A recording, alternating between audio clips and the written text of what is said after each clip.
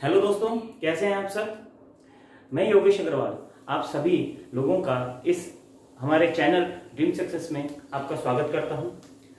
जैसा कि आप सब जानते हैं कि जो कोविड-19 है उसके कारण हमारे देश के अंदर सारे एजुकेशन इंस्टीट्यूशन सब कुछ बंद हो चुका है और ये आगे आने वाली 3 तारीख तक बंद रहने वाला है। इस दौरान जितने भी बच्चे हैं जो खासकर बोर्ड एग्जाम देने वाले बच्चे हैं उनका नेक्स्ट ईयर जो 9th क्लास से 10th क्लास में अब आएंगे उनका जो मेन फोकस जो है बोर्ड एग्जाम रहता है, क्योंकि 10th जो होता है वो बेसिक होता है। अगर 10th क्लास के अंदर आपके परसेंटेज अच्छे बनते हैं और फिर 12th में अच्छे बनते हैं देन ओनली आपको कॉलेज में एडमिशन, और उसके अलावा जो आप 12th के बाद में आपने ग्रेजुएशन किया उसके अंदर जब कंपनी के अंदर जब आपका रिक्रूटमेंट होता है तो कंपनीज के अंदर नॉट इवन गवर्नमेंट एग्जाम्स के अंदर बट आल्सो आपका प्राइवेट कंपनी के अंदर 10th की मार्कशीट के अंदर जो परसेंटेज होता है वो बहुत ज्यादा मैटर करता है। तो इसी चीज को ध्यान में रखते हुए मैं आपके लिए यहाँ पे 10th क्लास का पूरा सिलेबस लेके आया हूँ, जिसमें मैं आपको सबसे पहले 10th क्लास की मैथमेटिक्स को क्लियर करूंगा।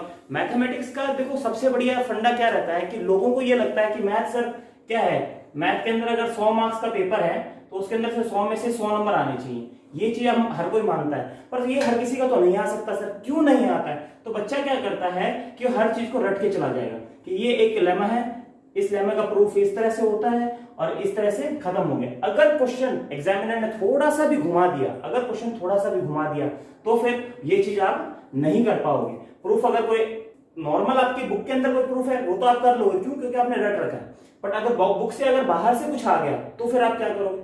99% आपके बुक के सिलेबस के अंदर ही आता है, 10th क्लास में इतना नहीं होता। बट फिर भी हमें जो जेनरिक आइडिया है वो डेवलप करना है हमारा, ताकि क्या है कि आपका सिर्फ 10th क्लास के अंदर जाने के बाद में फिर 12th करने के बाद में अगर आप कंपटीशन एग्जाम देते हो गवर्नमेंट सर्विसेज के लिए या किसी प्राइवेट कंपनी के लिए आप जो एप्टीट्यूड टेस्ट होता है उसको देते हो, तो ये 10th क्लास तक का जो फैक्टर है, जो मैथ है, ये सब जगह आता है। नॉट इवन गैजेटेड ऑफिसर का आप आईएएस का पेपर देते हो उसके अंदर भी 10th की मैथ ही आपसे ज्यादा पूछी जाती है, 10th लेवल तक की मैथ आपसे ज्यादा पूछी जाती है। ठीक है, तो क्लियर कर। अब मेरा मोटिव क्या है यहाँ पे कि सिर्फ मैथ पढ़ेंगे नहीं, हम उसको समझेंगे, उसको खेल खेल में सीखेंगे। ठीक है, तो सबसे पहले हम सारा सब कुछ हटा के सबसे स्टार्टिंग का जो चैप्टर है मैथ का आपका 10th क्लास का वो हम यहाँ पे चालू करने वाले हैं। आज का हमारा पहला चैप्टर रहेगा बच्चों रियल नंबर। ठीक है, इसको पहला चैप्टर ये आपका एनसीईआरटी का फर्स्ट चैप्टर है रियल नंबर्स। इसका मतलब होता है वास्तविक संख्याएं।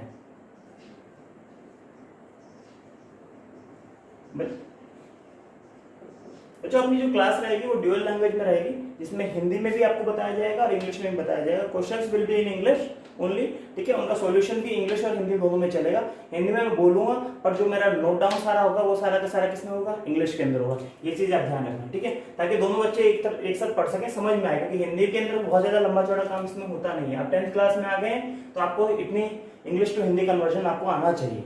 ठीक है, तो अब एक चीज बताओ, संख्याएं क्या होती है, नंबर्स क्या होते हैं? नंबर्स क्या होते हैं बच्चों? देखो हमने देखा था 1 2 3 4 5 6 7 8 9 10 ये नंबर्स हैं। ठीक है, ऐसे 11 12 13।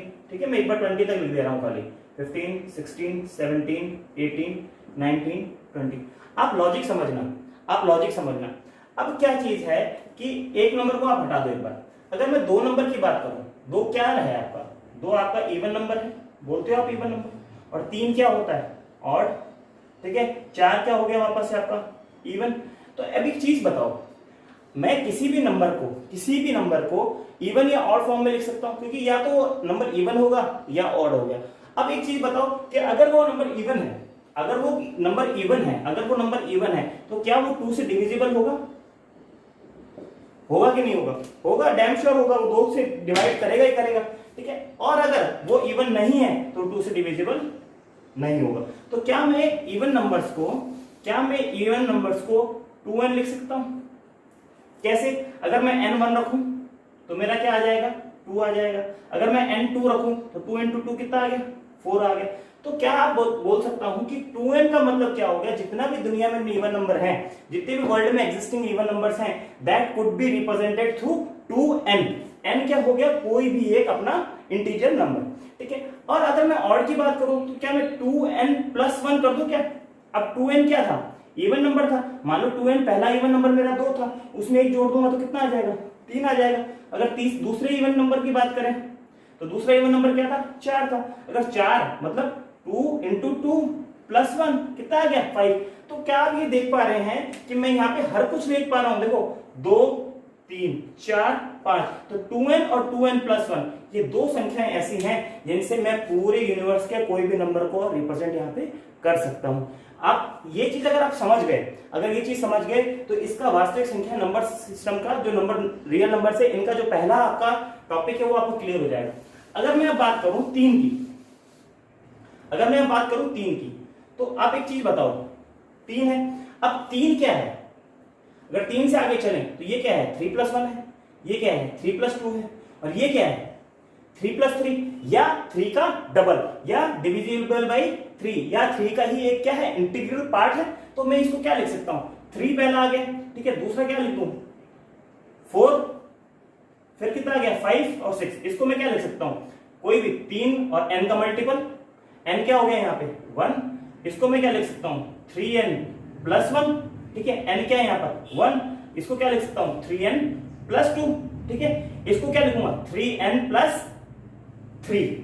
अब एक चीज देखो 3n प्लस 3 है तो यहाँ पे मैं क्या 3 कॉमन ले सकता हूं और यहाँ पे क्या लिख दूंगा n प्लस 1, करेक्ट। तो ये भी वापस क्या आ गया, वापस इसका क्या आ गया मल्टीपल ही आ गया। तो 3n प्लस 1 क्या है, n 1 है तो ये 2, तो यहाँ पे मैं क्या बोल दूंगा, इसको 3n ही लिख दूं, जहां पे n क्या हो जाएगा 2 हो जाएगा।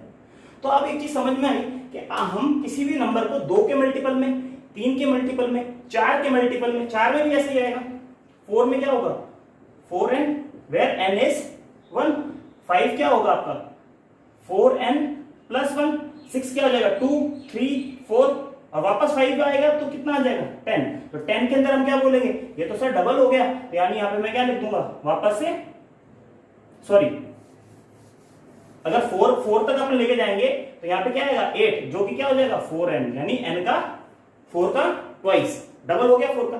तो अब ये चीज क्यों समझाई मैंने आपको, ये इस चीज इसलिए समझाई कि जो आपका पहला टॉपिक है, जो आपका पहला टॉपिक है यूक्लिड लेमा, ठीक है, यूक्लिड प्रमेय, ठीक है, इसके अंदर क्या है, इसके अंदर कुछ भी नहीं है। आपको क्या बोलता है कि अगर कोई नंबर है a, उसको मैं b q प्लस r इस फॉर्म में लिख सकता हूं, ठीक है।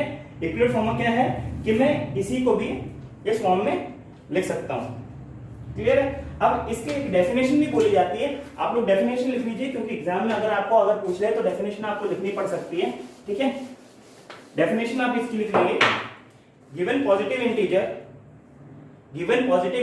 a एंड b, ये दोनों क्या है पॉजिटिव इंटीजर है, ठीक है। Given positive integer a and b, there exist unique integer q and r। अगर a और b अगर एक यूनिक नंबर्स हैं तो उनके लिए q और r की वैल्यू इस a और b के लिए हमेशा यूनिक ही आएगी, ठीक है। Given positive integer a and b, there exist unique integer q and r satisfying a equals to bq plus r, that is called Euclid's lemma, clear है। अब इसका मतलब क्या है सर, हमें मतलब नहीं समझ में आया, तो मतलब समझने के लिए हम क्या करेंगे, एक चीज सोचो, हमने अगर डिवाइड की बात करें, ये डिवाइड है, ठीक है। अगर मैं बोलूं यहाँ 5 लिख रखा है, 5 को डिवाइड करना है आपको 3 से, हमने जो पहले पढ़ा है नंबर्स उसका भी रिलेशन आएगा, देखो तो यहाँ पे क्या आएगा 3 को 1 टाइम से डिवाइड होगा तो यहाँ 3 आ जाएगा, फिर यहाँ माइनस करेंगे तो कितना आ जाएगा 2। अगर इसको हमें 5 को अगर कैलकुलेट करना हो तो हम क्या करेंगे, इसको इस तरह से लिखते हैं 5 इक्वल्स टू 3 इंटू इसका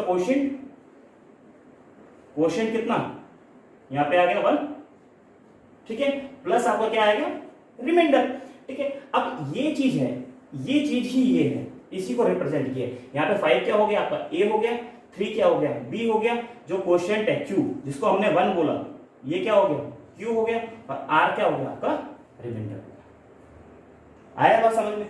अब एक चीज सोचो, मैंने थोड़ी देर पहले क्या बताया था, अगर 5 को 3 के टर्म्स में 3n प्लस कुछ लिखना हो तो मैं क्या लिखूंगा 3n प्लस 2 लिखूंगा, वेयर n इज 1। तो ये 5 क्या हुआ, यही तो a है, यही तो 3 है और यही तो 2 है, तो किसी भी नंबर को रिप्रेजेंट करने के लिए हम यूक्लिड्स लेमा का यूज कर सकते हैं, जिसके अंदर a and b two are positive integers for the unique value of q and r। ये आपका यूक्लिड्स लेमा है। यहाँ पे क्लियर हो गया होगा आपको यूक्लिड्स लेमा, इसको आप नोट डाउन कर लीजिए। आपका पहला एग्जांपल हम देखते हैं। यहाँ पे पहला एग्जांपल क्या बोल रहा है, show that every positive integer is of the form of 2q। ठीक है, दो पॉजिटिव इंटीजर दे रखे हैं जो कि फॉर्म क्या है, 2q फॉर्म में होगा। ठीक है, एंड एवरी ऑड इंटीजर, ठीक है, एवरी पॉजिटिव इवन इंटीजर आएगा यहाँ पे, even integer is a form of 2q and every positive odd integer is a form of 2q। ठीक है, और 2q plus 1 where q is some integer. q कोई भी एक इंटीजर है जिसके अंदर अगर हमें प्रूफ करना है कि 2q जो होगा वो इवन इंटीजर होगा और 2q प्लस 1 हमेशा ऑड होगा। जैसा कि हम स्टार्टिंग में भी यूनिट्स थ्योरम में हम देख चुके हैं, उससे पहले भी मैंने आपको बताया था कि अगर 5 को हमें डिनोट करना है तो हम कैसे करते हैं, 2 इंटू 2 प्लस 1। तो ये 2 क्या हो गया आपका, फॉर्म हो गया, और ये क्या हो गया आपका, q हो गया, और यहाँ पे क्या आ गया, ये प्लस 1, और ये क्या है, ऑड आ गया। तो इस तरह से हम किसी भी को डिनोट कर सकते हैं, बट एग्जाम में आपको कैसे करना है वो चीज अभी हम यहाँ पे देखेंगे। ठीक है, तो यहाँ पे हम सबसे पहले लिखेंगे let a be any positive integer. कोई भी एक इंटीजर ले लेंगे जिसको बोल रहे हैं हम ए, आप ए बी सी डी कुछ भी ले सकते हो। ठीक है, अब यहाँ पे लिखेंगे बाय यूजिंग, समझ में आ रहा है, यूक्लिड्स लेमा। यूक्लिड्स लेमा क्या है वो लिख लो आप यहाँ पे, a equals to b q plus r where r is less than equal to 0 to b। हमेशा ये चीज ध्यान रखना, r जो आएगा आपका, जो रिमाइंडर बचेगा वो कोशेंट से, ये क्या होता है एक्चुअल में कोशेंट होता है, ये कोशेंट से क्या होता है हमेशा कम होगा। अगर कोशेंट से बड़ा होगा तो एक बार और डिवाइड कर देगा। समझने के लिए हम समझ सकते हैं कि अगर यहाँ 2 की डिवाइड करना है 5 का यहाँ पे, तो यहाँ पे क्या आएगा 2, और यहाँ पे कितना आ जाएगा 4 और 1। ये रिमाइंडर जो है वो हमेशा हमेशा जिसे हम डिवाइड करने वाले हैं, सॉरी डिविजर से, हमेशा क्या आएगा, कम आएगा। कोशेंट से कम नहीं आएगा, डिविजर से कम आएगा। क्लियर है यहाँ पे, अभी यहाँ तक क्लियर है। अब यहाँ पे लिख लेंगे let b equals to 2। b बराबर 2 क्यों लिया, क्योंकि हमें 2q और 2q प्लस 1 चाहिए। ठीक है, तो यहाँ पे क्या आ जाएगा a इक्वल्स टू 2q। ठीक है, और r की वैल्यू क्या लिखनी है अपने को, 0 से b तक हो सकती है। 0 से b का मतलब क्या है, r की वैल्यू या तो 0 होगी, इक्वल टू है तो या तो 0 होगी, या r की वैल्यू 1 होगी। लेस देन b है, लेस देन b कितना हो गया, b है 2, तो 2 से लेस देन 1 हो गया। तो एक बार 2q प्लस 0 और a बार क्या आ जाएगा 2q प्लस 1। इससे हमें पता चल जा रहा है ये 2q है। 2q क्या होता है, किसी भी चीज के अंदर 2 का मल्टीप्लाई करोगे तो वो हमेशा हमेशा क्या रहेगा, इवन, और 2q प्लस 1 क्या रहेगा, इवन प्लस 1 हमेशा क्या रहता है, ऑड रहता है। हेंस हमने यहाँ पे प्रूव कर दिया कि अगर किसी भी पॉजिटिव इंटीजर है, हर एक पॉजिटिव इवन इंटीजर जो कि फॉर्म 2q करता है और 2q प्लस 1 करता है, तो 2q इवन रहेगा और 2q प्लस 1 क्या रहेगा, ऑड रहेगा, हर किसी एक q नाम के इंटीजर के लिए। क्लियर है यहाँ तक, पहला क्वेश्चन आपका एग्जाम्पल क्लियर हो गया। दूसरा एग्जाम्पल देखते हैं। नेक्स्ट क्वेश्चन हमारा देख लो, एग्जाम्पल नंबर 2 क्या कह रहा है कि prove that n square minus n is divisible by 2 for every positive integer n। कोई भी n नाम का इंटीजर है, उसके अंदर अगर उसको हम इस फॉर्म में लिखें, n स्क्वायर माइनस n की फॉर्म में लिखें, तो वो n स्क्वायर माइनस n हर किसी जो भी आंसर आएगा उसके अंदर वो 2 से डिविजिबल होगा। तो देखो पूरी दुनिया के अंदर, पूरे नंबर सिस्टम में, पूरे रियल नंबर्स में 2 ही तरह की संख्याएं होती हैं, या तो n पॉजिटिव होगा, सॉरी इवन होगा, या क्या होगा, ऑड नंबर होगा। इवन या ऑड, ये 2 ही कंडीशन बैठती है। तो हम क्या मानते हैं कि एक बार n को पॉजिटिव ले लेते हैं इवन, और दूसरी बार n को पॉजिटिव ऑड ले लेते हैं। तो क्या होगा कि अगर पॉजिटिव लेना है, इवन लेना है तो क्या बोलोगे उसको 2n, ठीक है, और ऑड लेना है तो क्या बोलोगे 2n प्लस 1। यही है, लास्ट क्वेश्चन में देखा था, 2n का मतलब हो गया 2 का मल्टीप्लाई तो इवन, और यहाँ पे क्या हो गया 2n प्लस 1 मतलब ऑड। यहाँ n स्मॉल है या n कैपिटल है, तो केस फर्स्ट और केस सेकंड 2 केस आ गए। तो हमारा केस फर्स्ट हम डील करते हैं। अगर n इक्वल टू 2n है तो क्या ये हम इसको प्रूव कर सकते हैं कि वो 2 से डिविजिबल रहेगा।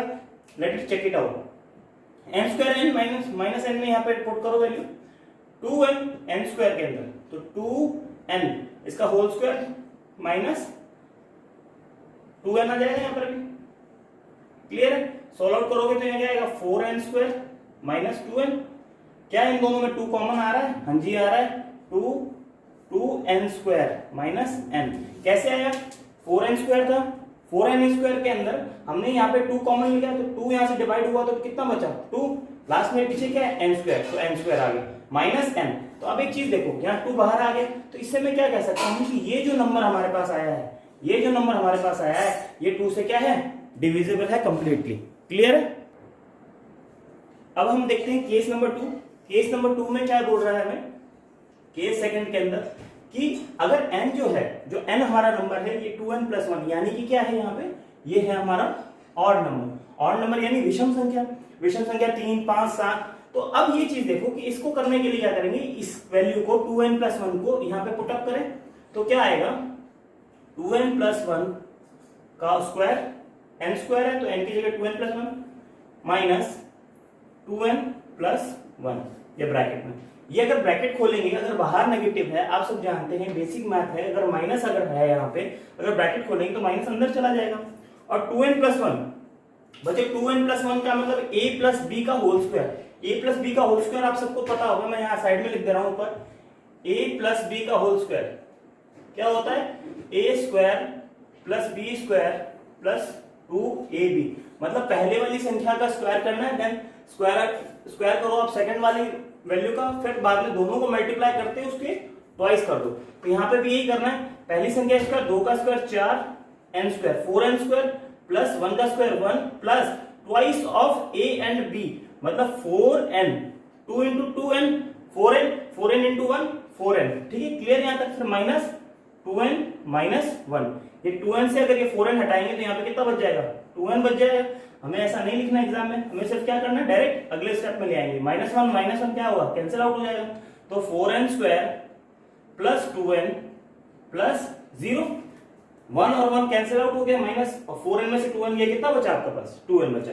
क्या हम यहाँ पे देख पा रहे हैं कि इसके अंदर 2 कॉमन ले लें तो यहाँ पे क्या आ जाएगा?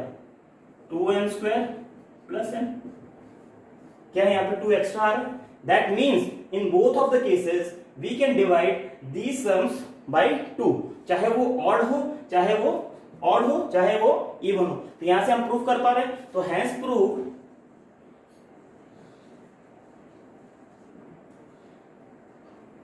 ये पे लिखेंगे, पूरी लाइन लिख देंगे, n square n minus n is divisible by 2 for every positive integer n whether it is even number or odd number। Clear है? इसके लास्ट में ये लाइन लिखेंगे तो हमारा ये क्लियर हो जाएगा। यहाँ पे एक बार अच्छे से देख लीजिए, कहीं पे भी आपको नहीं समझ में आ रहा तो रिवाइंड करके देखिए। अगर आपको फिर भी नहीं समझ में आए तो आप मुझे कमेंट बॉक्स में लिखिए, तो मैं आपको एकदम अच्छे से और दूसरे तरीके से समझाने की कोशिश करूँ। इसके बहुत सारे तरीके बच्चों, मैथ है, मैथ एक तरीके से नहीं होती है, इसको खेलने के बहुत सारे तरीके हो सकते हैं। क्लियर है? ये चीज हम नोट करो। इसके बाद हम चलते हैं एक्सरसाइज 1.1 जो आपका बुक का एक्सरसाइज है। गाइस देखिए, फर्स्ट एक्सरसाइज आपकी 1.1 है। इनका पहला क्वेश्चन क्या कह रहा है? Use Euclid's division algorithm to find HCF of these 3 नंबर्स। 3 क्वेश्चंस दे रखे हैं, पार्ट 1, पार्ट 2, पार्ट 3।